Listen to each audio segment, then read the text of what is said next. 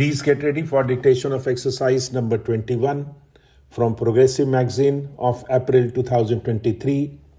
5 seconds to go.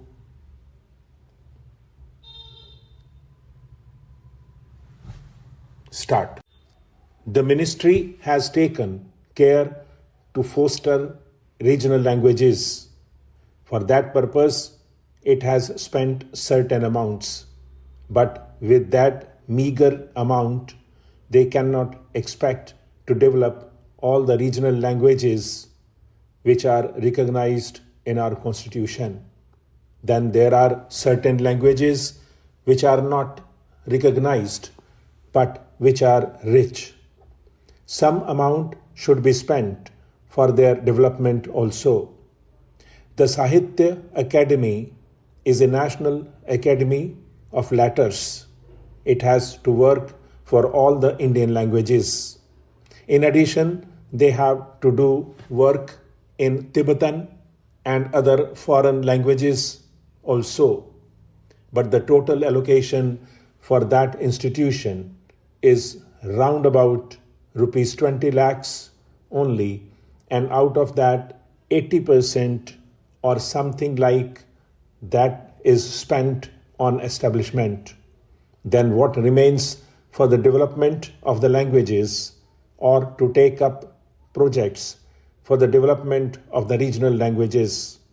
Therefore, I would urge upon the minister to take a special note of it if he is really desirous that the regional languages should be developed and give assistance and encouragement to the voluntary organizations and more particularly to the Sahitya Academy. I find from the report of the ministry that the National Book Committee was constituted in 1976 and again in 1980, but since 1980 it has not been constituted and has not been functioning. Then how can we expect that this ministry will deliver the goods so far as national books are concerned? That also should be taken into consideration and prompt action should be taken. There is a certain formula laid down in the report for the export and import of books. There only the amount has been mentioned. Nothing has been mentioned about the quality or the nature of the book which can be imported or exported. There is no institution or committee to supervise it. It is left to the Commerce Ministry, and the Commerce Ministry does it in a commercial way, but everybody knows that books imported in a commercial way cannot serve the cause of education and enrich knowledge. There are manuscripts lying all over the country. There is a saying in respect of Greek that what has been published in a language is only 1/10 of what exists. So far as Sanskrit and other regional languages are concerned, what has been published is only 1/20th of the manuscripts lying all over the country.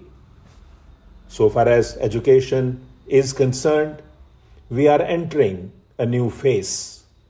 Our Prime Minister has declared the new education program, which has been accepted by the nation and is being implemented in various spheres.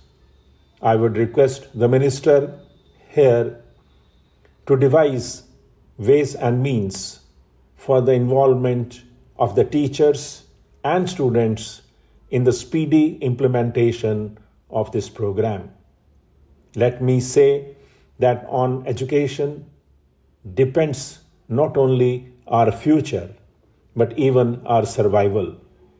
I do not think we have realized this obvious truth, but sometimes even an obvious truth has to be repeated.